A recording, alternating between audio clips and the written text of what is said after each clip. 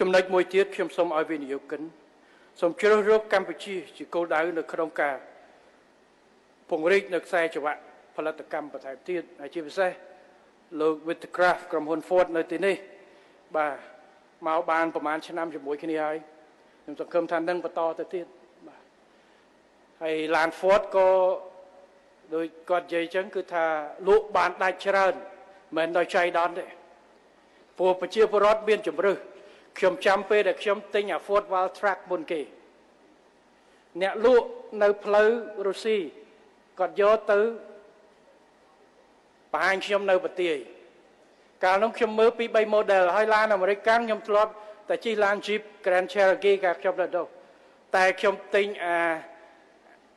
អានោះដូច4ឆ្នាំហើយជិះទៅចេះតែខូចអញ្ចឹងឡានអាមេរិកចេះតែឆ្ងល់ដែរកាលនោះដល់ពេលឡើងប៉ាប់អ្នកប្អូនម្នាក់ដែលគាត់យកឡានមកគាត់ថាបងឡើងបើកខ្ញុំធានាថាបងបើកចប់បងនឹងទិញឯឡាននេះគាត់និយាយដោយមោទនៈចូលទៅមែនជាឡាន pick up ទេប៉ុន្តែប្រព័ន្ធអេឡិចត្រូនិកចកោតអីស្រួលជិះចុះមកភ្លាមគាត់និយាយត្រូវបែបអាវ៉ាល់ត្រាក់ខ្ញុំនៅមានដល់ថ្ងៃជិះមិនតាន់ខូចទេណា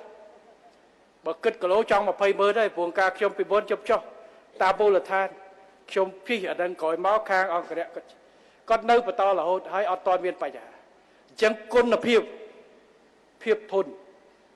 តម្លៃសមរម្យគឺអ្វីដែលកម្ពុជាស្វាគមន៍មិនរើសថាតតឡាននឹងមកពីប្រទេសនេះប្រទេសនោះទេដោយគេថាយកស្ពៃយកសាច់គោខ្ញុំយកទាំងអស់ទាំងស្ពៃទាំងសាច់គោទាំងសាច់មាន់ទាំងត្រីទាំងអស់ឲ្យតែសមរម្យ